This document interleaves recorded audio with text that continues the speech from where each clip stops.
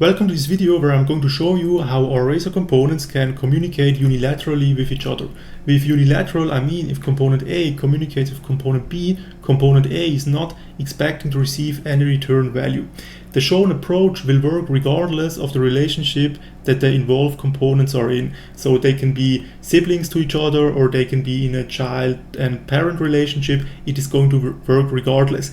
It is also going to work when there are more than two components involved. So the component that wants to communicate can communicate with as many as wanted components at once. So to make it all happen, we have to install two NuGet packages. The first one is called MediatR, and it has all the interfaces defined that we are then going to implement.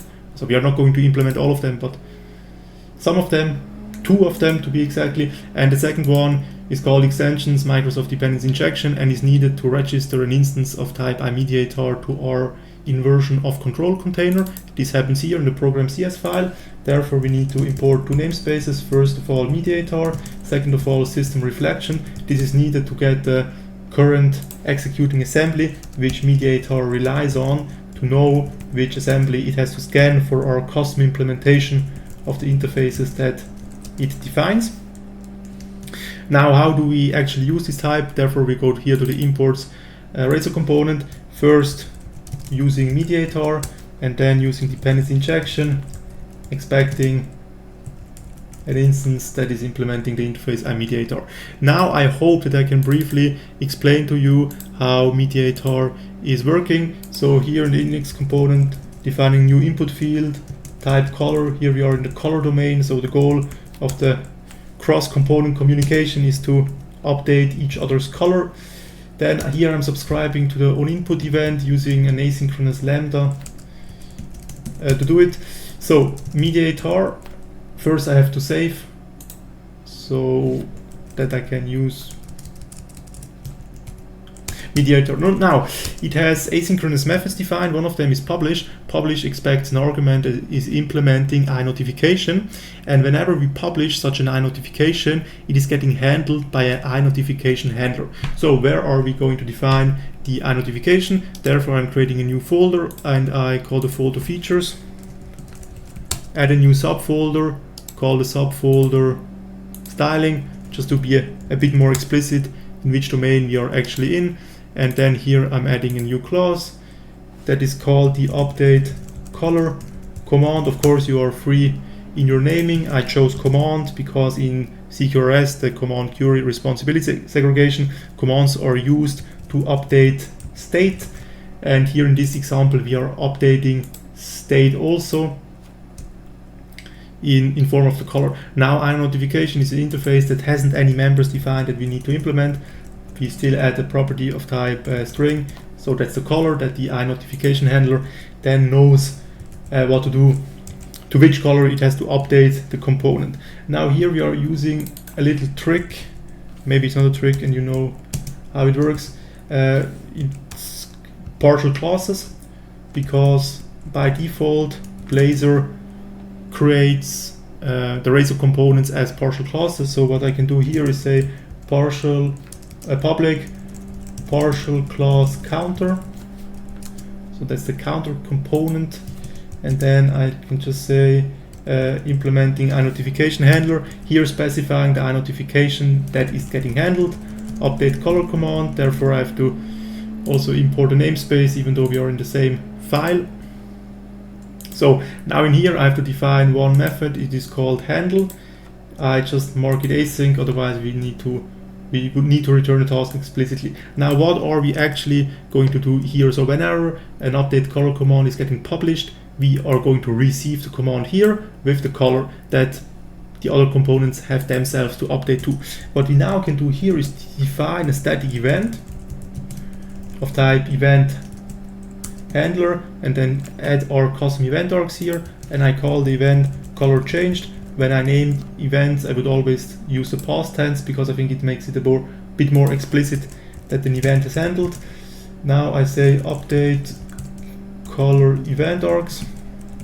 It's going to extend the base class event args, and again exact the same member as in update color command. Here specify update color event arcs. So whenever we are going to invoke this event, all the subscribers will first receive an object that is triggering the event, or that is broadcasting the event, and then an instance of update color event arcs with the color. So we are using the else operator to check if anyone has subscribed to it.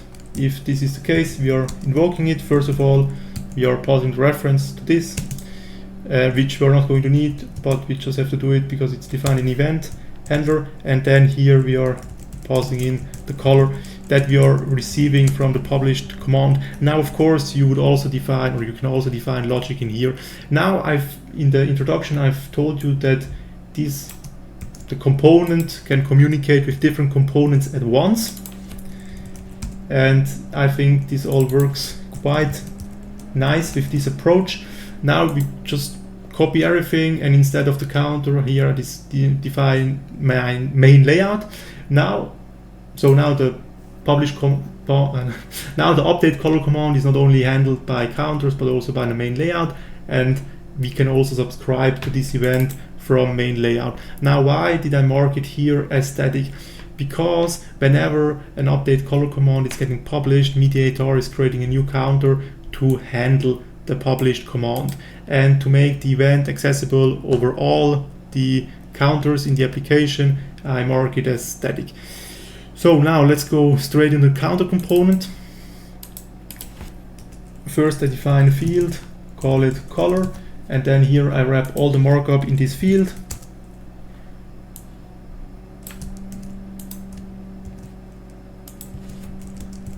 Background, color, and then just our color. And then in the initialize method,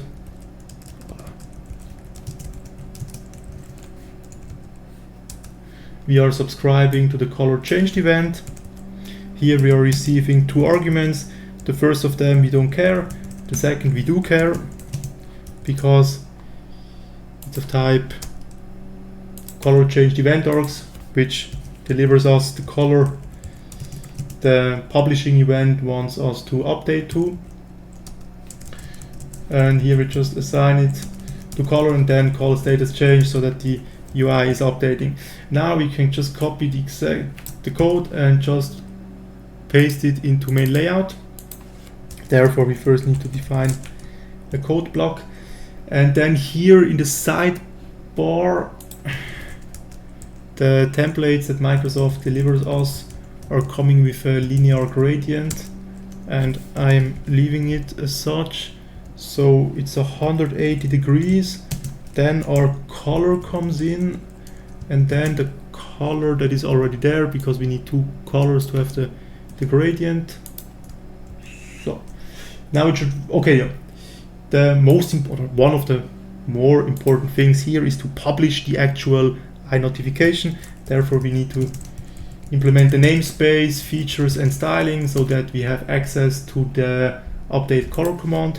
Now here we are passing a new update color command, color arcs value to string, because value is of type object.